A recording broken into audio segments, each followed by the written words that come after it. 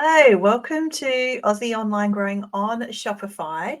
Are you in the early days of an online business? I started two e-commerce brands in 2020 and I've built those brands for the last few years. In fact, I sold one of my e-commerce brands at the end of 2023. This podcast is all about sharing real-time challenges and wins of being in e-commerce in Australia.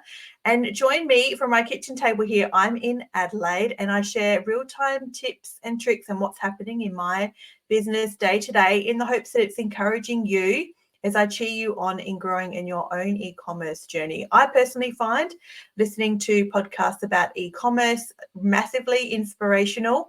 It gets me through my day when I'm feeling a bit lonely here working from home. And if you find the same, I encourage you to share an episode with a friend, rate this podcast, follow along and listen in. I share lots of tips and tricks of what I'm doing day to day, challenges I'm coming up against, new things I'm trying, the wins I've had, ways to build systems and processes. And if you need some support one-on-one in your own e-commerce journey, if you're early on in e-commerce in Australia, I'm the gal for you to help you if you're in the weeds of your business. I can give you a much more overview, strategic, sort of high level bird's eye view of what's going on in your growing business, because I'm not in the weeds of your day to day. I'm in the weeds of my own day to day and I'm doing it real time. Do you know, like you might be listening to other e-commerce gurus or coaches who have long since given away the game of e-commerce and haven't tried to sell a product in years, but just talk to you about their own successes from 5 or 10 years ago and are selling you courses and other things while they sit at a desk all day. Like, hello, that is not us in e-commerce and that is not me. I'm trying to get sales, I'm packing orders, I'm shipping products. So if you need support from somebody who's in the day-to-day trying to build an online business today in 2024, and not 5 years ago, working out challenges today in today's marketplace, in today's world, I encourage you to reach out for support for me through my website. It's called Aussie Online Growing on Shopify.com.au. You'll be able to reach out there for me for a free, no obligation, like discovery call. I'd love to hear all about your business, whether you're brand new or whether you're a couple of years in. Whether you're looking to scale or to sell or wherever stage you're at, I'd love to hear from you and just chat to you about what your business is. This episode today is episode number 76, I think. I've got it written somewhere. I'm doing video podcasts now. I've only been doing a few of them, so I haven't got just audio. I've got video too. So I've got like my paper notes here printed out in front of me. I've got a screen here I'm trying to also look at as well, but also not look at the same time. It's a bit different doing video versus just audio. There'll be no editing as well. Like I'm like you, I have other things to be doing with my e-commerce brand, and sitting down and editing a video podcast to get that out to the world is not a priority for me. I've got orders to try and get. I'm actually launching a new collection. I really wanted to do it today. I don't know if I'll get it done tonight or this evening or whenever I'll get it done. But I'm launching a new collection in my e-commerce store and I'm doing a pre-order. I haven't done a pre-order in ages. This is not what the episode's about, by the way, but I haven't done a pre-order in ages. The last time I did a pre-order, it went really well. And how good is the money up front if you pre-order? It's so worth considering doing a pre-order every now and again in your e-commerce brand to get that revenue bump and some money up front to help you just pay for that stock before it arrives. And it's a great way to gauge too what your customers love and what they don't love based off if they kind of really go for it with the pre-order or if they're really not interested at all. That's not this episode. Back to this episode. This episode is actually about my meta ads. I want to talk to you today about Facebook and Instagram ads. What ads are you running today in February 2024? What meta ads are you running? Are you running any? If so, what types are they and how well are they going? When's the last time you checked them? When's the last time you launched some new ads and culled some old ads? When's the last time you looked in your Google Analytics in G4 to see how well those ads are performing and not just take Meta's word for it in their own, ads manager that the stats they have there are accurate, because they're certainly not. What ads are you running? Do you run ads in your e-commerce brand regularly? You should do. I said in my intro there, I'm still in the day-to-day of growing an online business. I'm not a coach that has been there, done that years ago and just sits at a desk telling you what to do anymore. Everything I'm talking to you about in my podcast, I'm trying out for myself and I'm analyzing results to see how well it performs. One of the things, I've been in several, like masterminds and bought courses over the years and all sorts of things. And the coaches that stand out to me as have been the most helpful to me over the last 4 years have absolutely been coaches that are still in the e-commerce world themselves and haven't, stopped e-commerce growing and testing and trying and are now just selling a course. Those coaches have always been the most helpful to me. One of the coaches, though, said to me recently, in fact, she's quite, what's the word? She has really strong convictions about this, which is not to pay for ads until you've built organically first. And I couldn't disagree more. I honestly could not disagree more. I don't know how old you might be listening to my podcast. When I look at the stats in the back of my podcast player to see the ages of listeners, you could be 21 or you might be 55. The pretty broad range reflected. I'm far too old. I'm 40 something. I'm far too old to be trying to build a brand purely through organic means anymore online. And this particular coach who I had some input in my business a couple of months ago, she built the bulk of her business in 2014. I reckon it might have been 2014 or 15. If you were around then, or if you know anything about the e-commerce world then, or even social media in general, it was an entirely different landscape. I haven't got 10 years up my sleeve. I'm not interested in 10 years up my sleeve to grow an e-commerce brand from scratch organically. Nothing sounds more horrible. I would rather train and run a marathon than commit to 10 years of growing organically on social media with an e-commerce brand from scratch. I'm a firm believer, having started 2 brands in 2020 and continuing to spend money on Meta for the whole last however many years that's been. In fact, I've spent over 70 grand of my own money on Meta, learning the platform and building 2 brands, one of which I've sold. I'm a firm believer. Excuse me, the joys of video. Sorry if you're just listening to audio. It must sound very rough. But what was I saying? I'm a firm believer in spending money on Meta to A, qualify an idea, get some proof of concept to even see if you have customers out there, and B, build your audience, build a business, get your brand out and make it visible. No way would I suggest or advocate for purely organic from the beginning.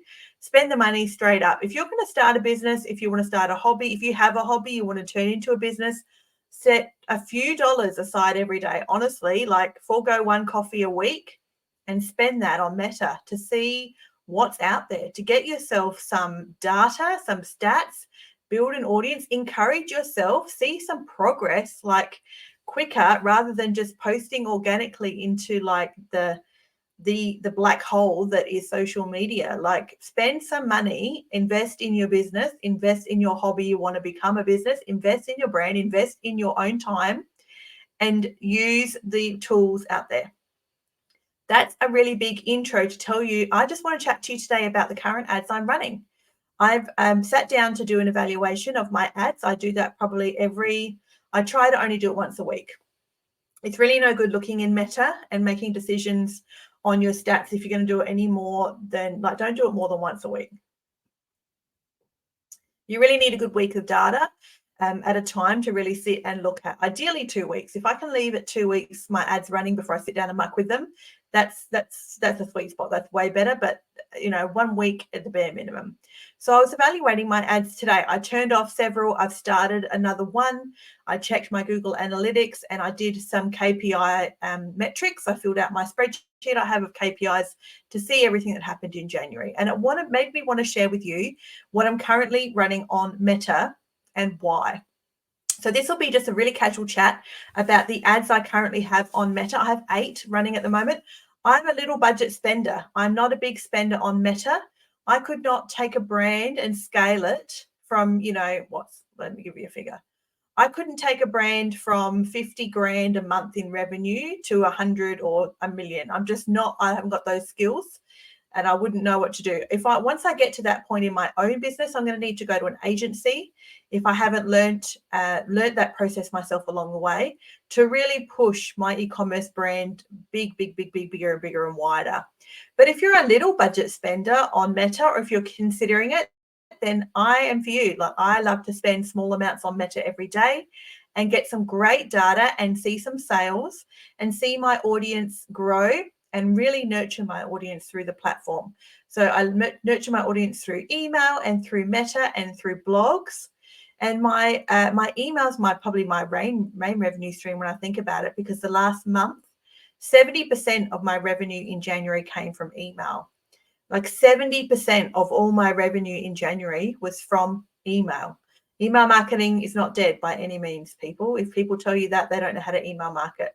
However, that's a really high stat. It's far too high. That's crazy high.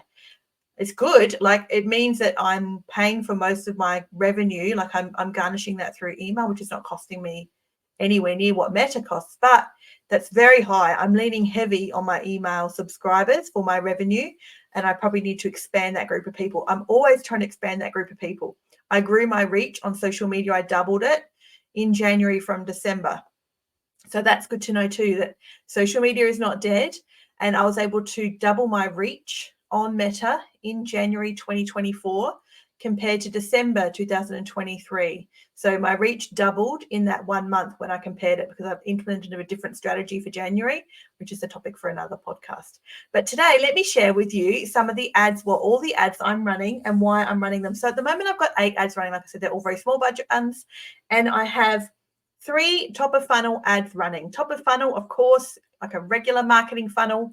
These type of ads are cheap to run. Your CPMs are cheap, and you are making evaluations on their performance off of the objective you set. If you are new to advertising on Meta, or if you're considering it, you've never done it, if you got disillusioned with it and you haven't advertised in a long time, if you go back to advertise on Meta, you really need to have the mindset Facebook and Instagram will get you what you pay for.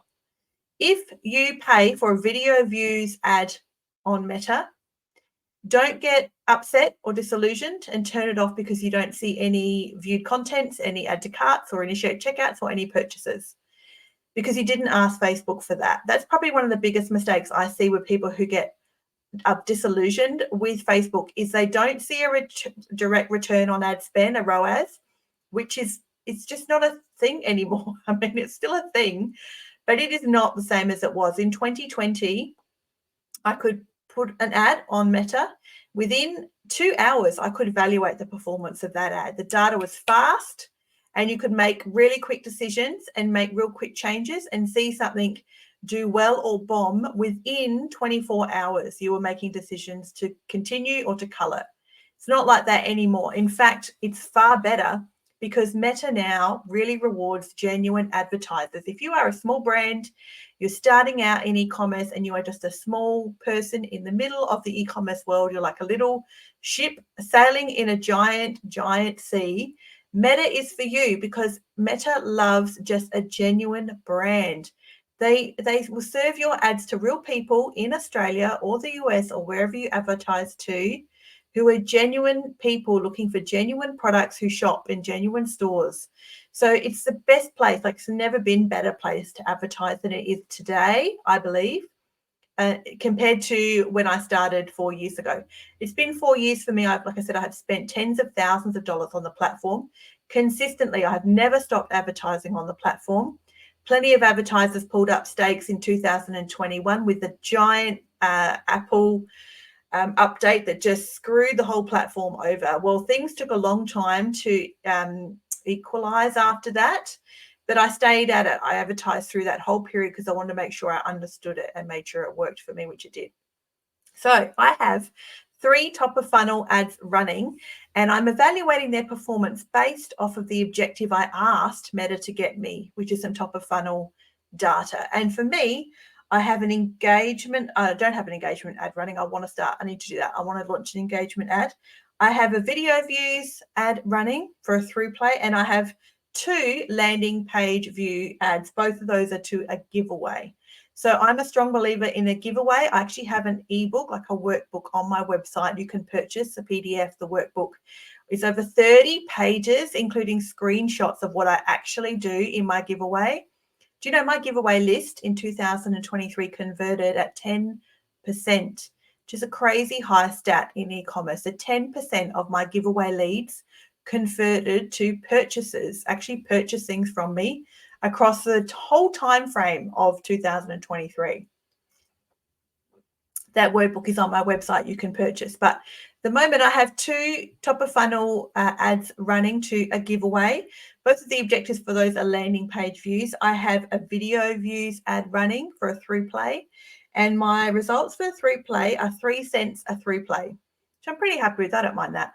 3 cents per through play is pretty good for Australia. That's not bad. I don't know that you get it a whole lot cheaper.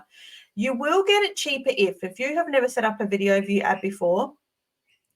Make sure when you are selecting the platforms that ad is going to run on that you unselect audience network, unless, of course, you are a gamer or something like that. So I started running a video views ad a couple of years ago, and I was getting really cheap video views, like half a cent per video view or per through play. And it wasn't until I went to look, because I thought that just doesn't seem right. That's very cheap. It was far too cheap, and it's because Audience Network was selected. You don't want to run video view ads on Audience Network. Audience Network are full. It's like a big network. It's like a big network, and lots of them are gaming platforms and different things too. Not at all my platform or where I want to be running ads. So I turned off Audience Network. So I get a video view or a through play now for about 3 cents, and 3 cents I'm very happy with to pay that. Like I said, my budget's a little, so I'm only spending like $2 a day on each of these ads. So not very much at all. My middle of funnel ads, I'm running a blog. So I'm pushing a viewed content is my objective. I say top of funnel, middle of funnel, middle of funnel, and bottom of funnel. Often I think about that in my head like the objectives I'm asking Meta to get me, as opposed to the actual customer who's seeing it. So there's 2 layers. You could think about, what are you asking Facebook to get you? And so I think about that in stages, like top of funnel, middle, bottom, but also then the type of potential customer or person or user on Meta who will see the ad. And in that scenario too, there's also top, middle, bottom of funnel type person as well, if they've never heard of you before versus if they've already engaged with your brand or your social media account, if they've already visited your website, if they've already added something to cart, etc., etc. So one of the ads I have running is to a blog. So I've written a blog. I write blogs often, and I'm running a viewed content ad. Viewed content falls under sales. That's why I call it like a middle of funnel. Like, I'm not asking for a purchase, but I'm asking Meta to get me people that will go and view the content. They'll hang about on the website for a little while. These people often click around and add things to my cart. So it's not unusual. Well, not unusual. I expect to see some sales from my middle of funnel viewed content blog ad. I always do get them. I do get sales from a blog ad when I'm pushing someone from Meta to go read my blog. They tend to shop and add things to their cart. I'll definitely see add to cart, and I will usually see a sale every now and again. Sometimes that ad will pay for itself actually over time. But either way, I will sort of evaluate the success of that based off of how much it costs me for a content view, but also just because of my experience and how long I've been running ads for. I know I'll also get some purchases off that type of ad. The other type of ad I'm running is like a middle of funnel, is a retargeting one. So here I am retargeting everybody. I think Facebook works the best when you retarget everybody as a bunch, unless you are a giant advertiser and you have thousands of people on your website every day and stacks of data to give Meta. It works best. Meta works best, performs best when the audience you are retargeting is huge. So my retargeting audience has everybody in it. It's got Facebook, people who engage with my Facebook page, people who engage with my Instagram account, people who viewed a video, people who liked a post, people who visited my website, and all my Klaviyo profiles. So all my email CRM profiles are also included in that retargeting audience. And I get really affordable CPMs when my retargeting audience is as big as it can be. I don't stretch it out as far as like my Facebook. People who've engaged with my Facebook page isn't 365 days. It's not that giant. It's 90 days, which is big enough. That just seems silly. That's this crazy amount of time. But I do have a large group in that retargeting audience, and the CPMs are lower than if I was just retargeting website viewers. And the group is bigger, the pool of people is bigger, so it fatigues less. Because I have more top of funnel ads running, that's going to feed that next layer of retargeting ads. Like you cannot just run a retargeting ad and turn off all your top of funnel ads. Even if you drive a lot of good organic traffic, you would have to drive a lot of good organic traffic to keep that retargeting audience large enough that your ad doesn't skyrocket in cost really quickly, fatigue really fast, and just burn out.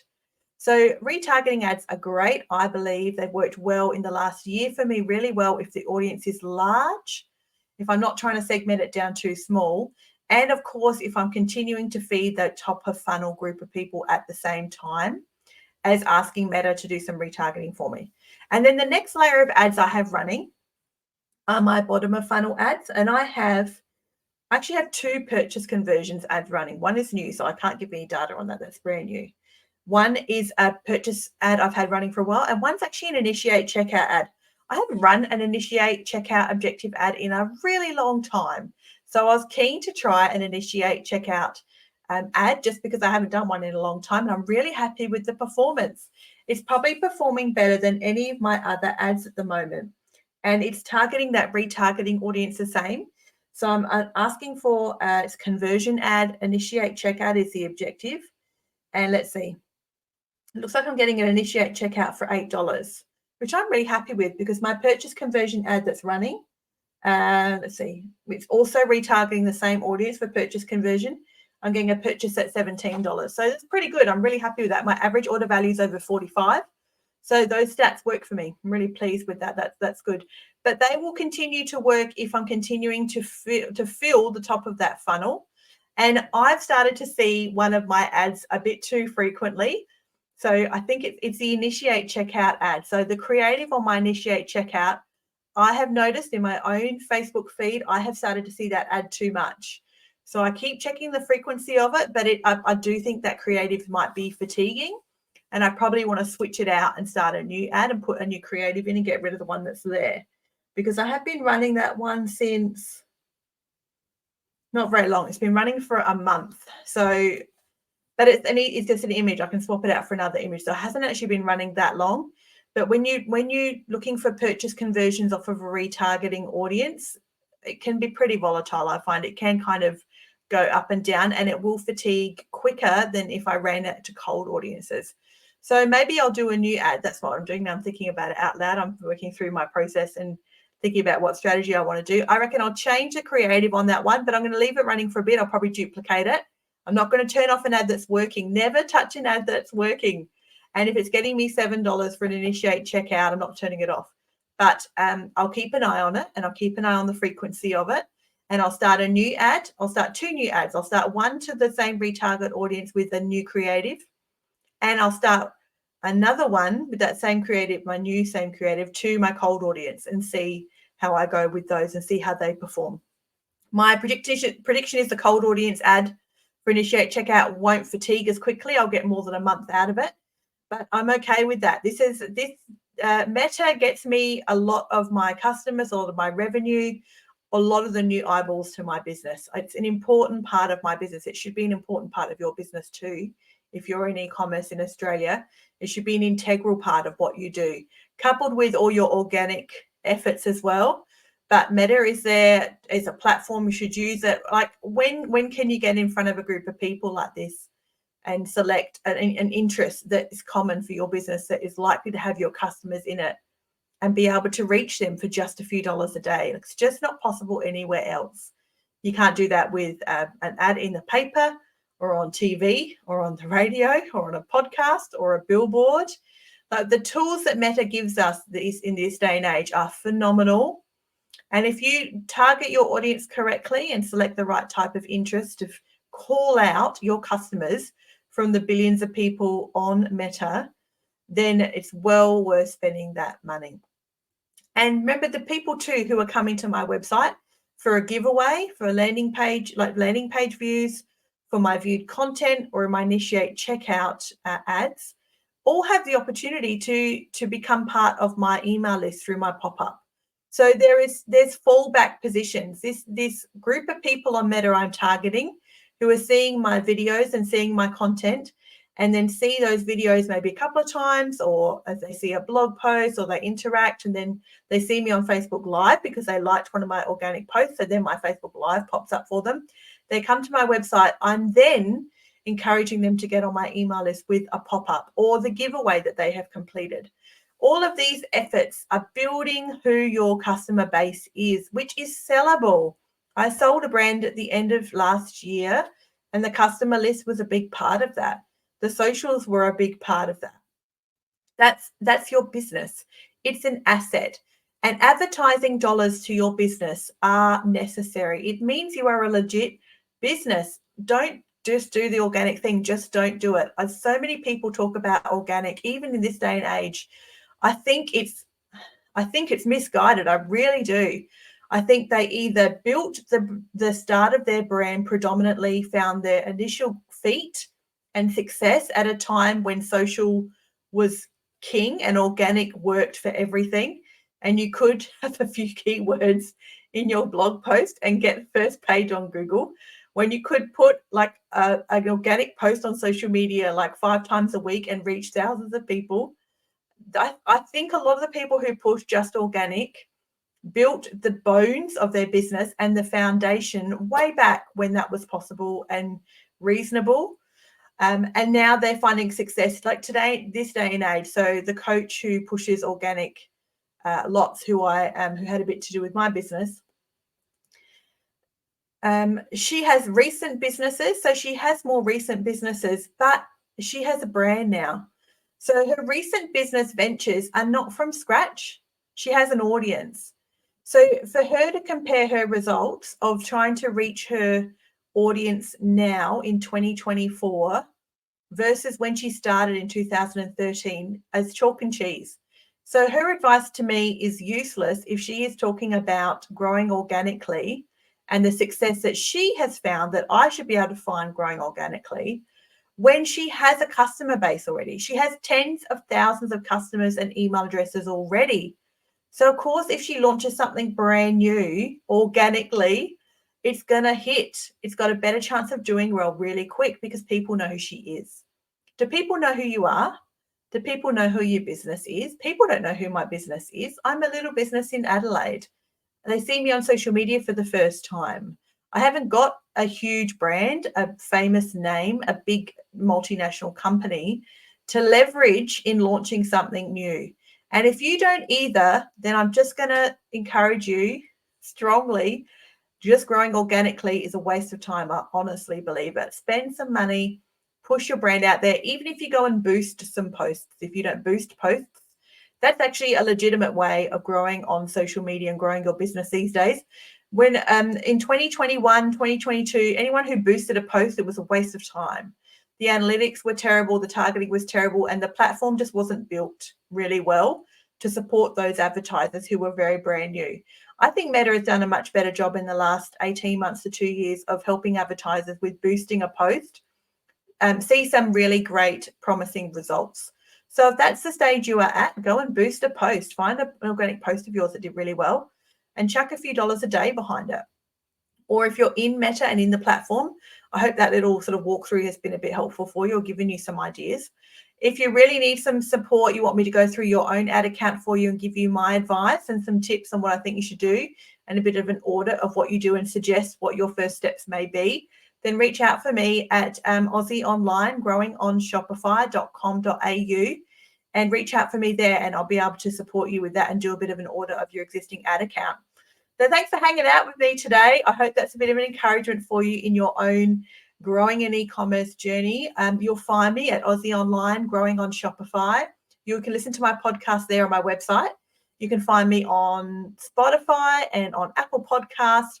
Share this episode with someone that might help you find it helpful or save it. Leave me a review or a comment. Send me an email through my website. I'd love to hear from you and hear all about your business. And I'll see you guys next time. As always in e-commerce, always experiment, test, try, analyze your data, and keep learning.